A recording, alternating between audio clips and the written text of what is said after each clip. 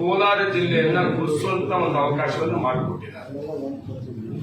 ನನ್ನ ಪ್ರಕಾರ ನಾನು ಇಷ್ಟೊತ್ತು ಕೇಳಿಸ್ಕೊಂಡಿದ್ದೆ, ತಾವೆಲ್ಲರೂ ಕೂಡ ತುಂಬಾ ಪ್ರಶ್ನೆಗಳನ್ನ ಮಾಡಿದ್ದೀವಿ. ಪ್ರಶ್ನೆ ಮಾಡಲೇಬೇಕಾಗ್ತದೆ.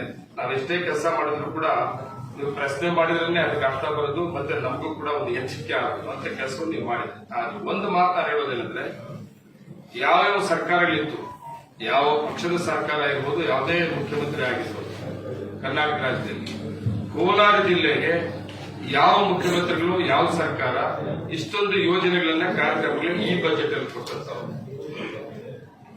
ಸುಮಾರು 8 ಕಾರ್ಯಕ್ರಮಗಳನ್ನ ಬಜೆಟ್ ಅಲ್ಲಿ ಅನೌನ್ಸ್ ಮಾಡಿರ್ತಾವೆ. ನಮ್ಮ ಕರ್ನಾಟಕ ರಾಜ್ಯದ ಬಜೆಟ್ 4,09,549 ಕೋಟಿ ಅಲ್ವೇಣ. ಇದು ಸಪರೇಟ್. ಈ ಬಜೆಟ್ ಅಲ್ಲಿ ಸೇತುವಾರ ಬರುವಂತಹ ಅನುದಾನಗಳೇನಿದೆ ಅದು ಸಪರೇಟ್.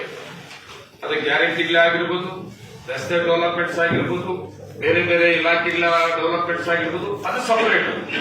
ಆದರೆ ನಮಗೆ ಬಜೆಟ್ ಅಲ್ಲಿ ಮುಖ್ಯಮಂತ್ರಿಗಳು ಕೋಲಾರ ಜಿಲ್ಲೆಯನ್ನ ಗುರುತಿಸುತ್ತೆ ನೋಡಿದಾಗ, ಇವತ್ತು ನೀವೆಲ್ಲ ಕೇಳ್ತಾ ಇದ್ರಿ, ಹಾಸ್ಪಿಟಲ್, ಖಾಸಗಿ ಹಾಸ್ಪಿಟಲ್, ಮೆಡಿಕಲ್ ಕಾಲೇಜ್ ಯಾಕೆ ಮಾಡಬಾರ್ದಾಗಿತ್ತು?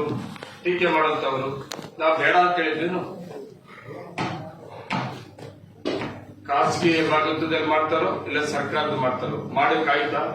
ಅದು ನಮ್ಗೆ ಸಿಕ್ತು, ಅವಕಾಶ ಸಿಕ್ತು. ಮುಖ್ಯಮಂತ್ರಿಗಳು ಮತ್ತೆ ವಿಶೇಷವಾಗಿ ಈ 8 ಕಾರ್ಯಕ್ರಮ ಬಜೆಟ್ ಅಲ್ಲಿ ಅನೌನ್ಸ್ ಆಗಬೇಕಾದ್ರೆ ಜಿಲ್ಲಾ ಮಂತ್ರಿಗಳು ಸುರೇಶ್ ಅವರು ನಮ್ಮ ಜಿಲ್ಲೆ ಬಗ್ಗೆ ತುಂಬಾ ಆಸಕ್ತಿಯಿಂದ ನಮಗೆ ಕೊಟ್ಟಂತಹ ಸಹಕಾರದಿಂದ ಇವತ್ತೊಂದು ಮೆಡಿಕಲ್ ಕಾಲೇಜ್ ಬಂದಿದೆ.